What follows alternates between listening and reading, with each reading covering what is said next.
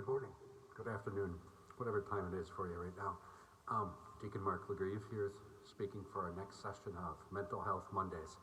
I'm here speaking in a church, basically a place that we have conversation, a place that we learn to hear our voice, we learn to express ourselves, and a place of comfort.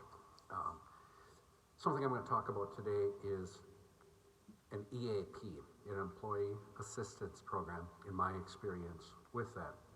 So an Employee Assistance Program is something that if you're employed, most likely your employer has and offers that allows people to learn to find their voice, to learn to find their comfort zone, and learn how to communicate about the things that may be challenging in their life.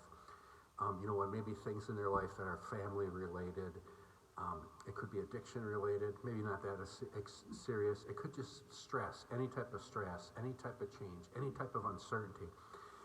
And one of the things I learned is when we see EAP, Employee Assistance Program, it's almost like you think it's a thing we need to call like we're in jail and we need to get bailed to get out, or maybe we're in deep crisis and we've been admitted to a behavioral health place and we're going to be released. That's not the case.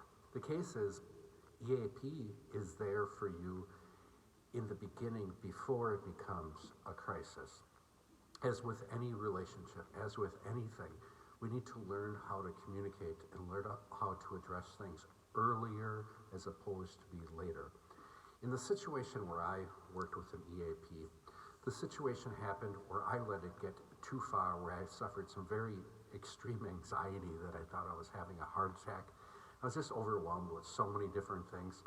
My wife still yells at me to this day because I thought I was having a heart attack, but I drove myself about 30 miles to go in and get an EKG. If you're going to have a heart attack, don't drive. Lesson learned.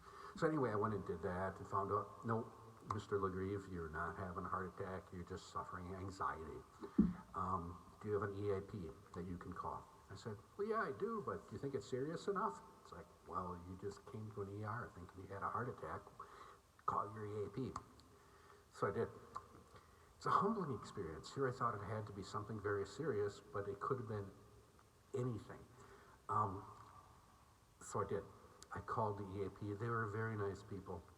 They talked me through what's happening, what services I needed. I found out I had 4 free counseling sessions.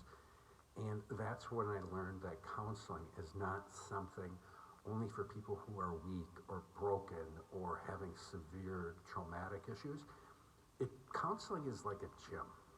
Sometimes you go to a gym to be strengthened so you can be better prepared to handle things in the future. Well, the same as it is with an EAP or counseling is sometimes you go there for readiness and preparation. And when you try to navigate the mental health network and system, you find out it's very complicated. It's something that's going to be very difficult to navigate when you're actually in crisis. So you need to practice doing it when you're really healthy with maybe things that you think, oh, it's not that serious, but you know what? That's probably the best time to learn your EAP, learn what you qualify for, and most importantly, find a counselor that you connect with, because not every counselor is the same, and not every counselor is meant for you. So the big thing is, find out, what is the EAP you're covered under? What are the things that maybe you're stressing out a little bit now? Even a little bit. If you're stressing out about and it's causing some anxiety and you think you have to do it on your own, it's not true. And if you're retired and you're not employed, you also have the ADRC. Call them. There are almost like an EAP for seniors. I can't think of the name of it, but it's there. Just call and say, hey, I want to talk some things through. There is coverage for you to do that. And it's more of a preventative measure. Try to figure out what you're covered for. Try to find a good counselor ahead of time. And most importantly, learn how to communicate your challenges. Learn to find that inner voice to hear things. And I tell you, you're going to talk to someone that's going to listen like you've never been listened to before. Again, it's a proactive thing.